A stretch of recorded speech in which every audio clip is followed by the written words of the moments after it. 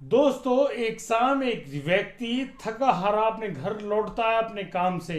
और अब वह अपने घर पे खाना खाकर अपने बिस्तर पर लेट जाता है। दोस्तों, आज उसको नींद नहीं आ रही है। वह पता नहीं किस उलझन में है और वह बस करवटें ही बदल रहा है। दोस्तों, रात होती है। रात के करीब 10:30 बज रहे होंगे। उसको अचानक कुछ मंद मंद आवाजें आनी शुरू हो जाती हैं। वह अब इन बातों पे गौर करता है तो उसको पता लगता है कि उसकी बेटी अंजलि रजाई में लेटे लेटे किसी से बातें कर रही है।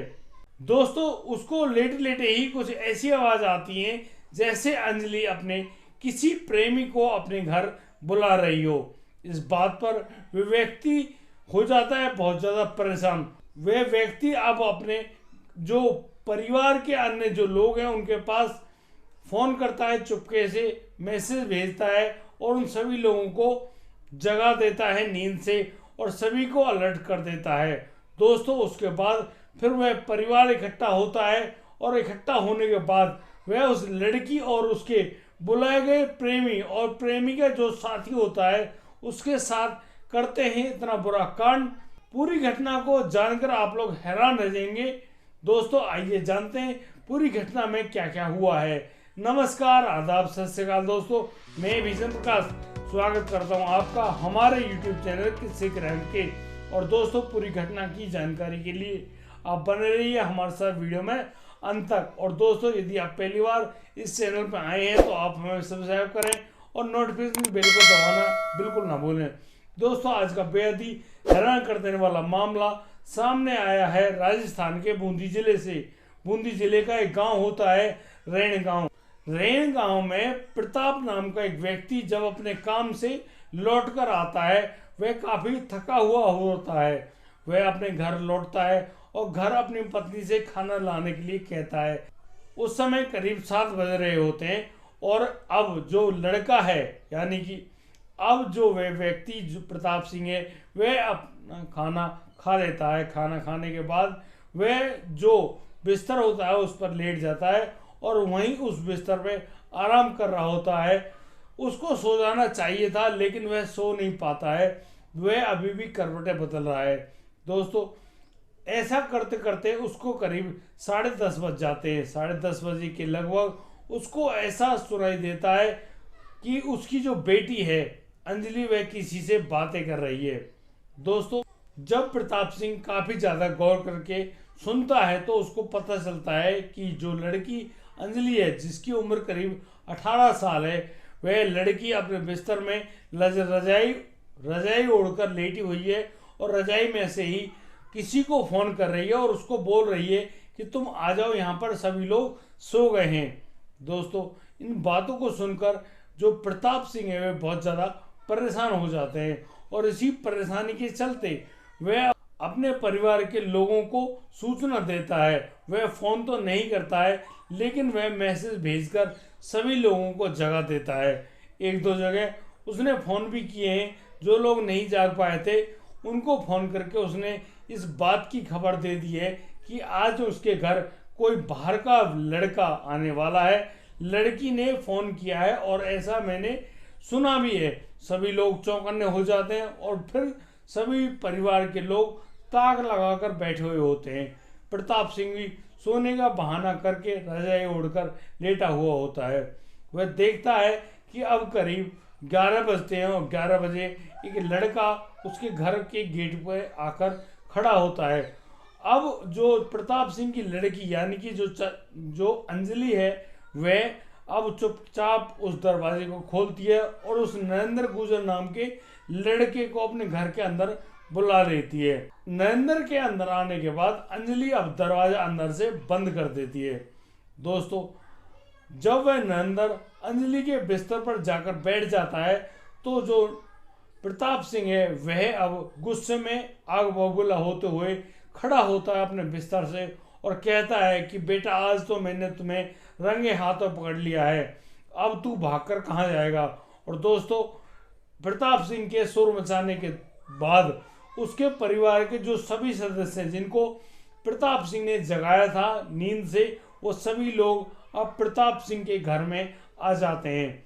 दोस्तों आनन फानन में जो नरेंद्र नाम का जो लड़का है वह दरवाजा खोलकर बाहर भागने की कोशिश कर रहा होता है। जैसे ही वह दरवाजे खोलता है बाहर भागता है। बाहर भागते ही उसको प्रताप सिंह के परिवार के अन्य सदस्य जो होते हैं वो दबोच लेते हैं और फिर वो उसको बहुत बुरी तरह से मारते हैं। उनकी पिटाई इतनी ज़बरदस्त होती है कि उस पिटाई को पढ़ते पढ़ते ही उस नरेंद्र की हालत अधमरी हो जाती है। दोस्तों मैं आपको एक बात और बता दूं कि नरेंद्र का जो साथी होता है जुगराज नाम का, जो कि उस घर के बाहर ही इंतजार कर रहा होता है अपने साथी नरेंद्र का, जो प्रताप के परिवार के सदस्य होते हैं वो लोग भी अब उस जुगराज को बाहर से पकड़ लाते हैं और उसके साथ भी जबरदस्त मारपीट करते हैं। दोस्तों इसी मारपीट के दौरान जुगराज की भी दोनों पैरों की हड्डियां तोड़ दी जाती हैं। यानी कि आप समझिए इतनी बुरी मारपीट होती है कि इसी मारपीट के चलते नरेंद्र गुर्जर नाम का जो लड़का है वह बिल्कुल अधमरी हालत में लटक जाता है। आनन फानन में अब उस नरेंद्र को हॉस्पिटल ले जाने की कोशिश की जाती है, लेकिन दोस्तों हॉस्पिटल ले जाते समय रास्ते में ही नरेंद्र गुर्जर अपना दम तोड़ देता है। दोस्तों अब प्रताप सिंह के परिवार के लोग उस नरेंद्र को थाने नहीं ले जाकर वापस गांव में ले आते हैं और फिर उसको वहीं पर गिरा देते हैं बीच रास्ते में। और जुगराज से उनके परिवार का फोन नंबर मांगा जाता है और उनके परिवारों को फोन करके यह सूचना दे दी जाती है कि आपका जो लड़का है, जो दो लड़के हैं नरेंद्र सिंह और जो दूसरा लड़का जुगराज है, वो अधमरी हालत में इस गांव में पड़े हुए हैं। इन लोगों ने एक परिवार में उनकी बेटी से जबरदस्ती करनी चाहिए। तमाम भीड़ ने इकट्ठा करके अब जिसके बाद तमाम भीड़ वहां पर इकट्ठा हो गई और उसी भीड़ ने इन लोगों के साथ मारपीट करी है। ये लोग बहुत बुरी हालत में यहाँ पर पड़े हुए हैं, आप लोग आ जाइए और इनको उठा ले जाइए। दोस्तों अब जुगराज और नरेंद्र सिंह गुर्जर के परिवार के लोग पहुँचते हैं उस गांव में। वहाँ जाने के बाद पता चलता है उन लोगों को कि जो नरेंद्र सिंह गुर्जर नाम का जो लड़का है वह तो मृत हुआ पड़ा है और जो जुगराज है उसके दोनों पैरों की हड्डियां टूट गई हैं, वह बहुत बुरी स्थिति में होता है।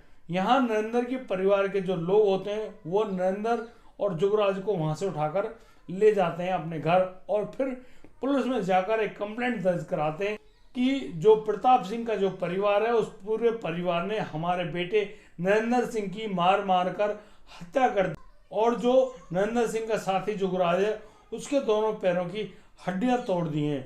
पुलिस को मिली तहरीर के अनुसार अब मुकदमा दर्ज कर लिया जाता है, लेकिन पुलिस अभी तक उन सभी आरोपियों को गिरफ्तार नहीं कर पाई है।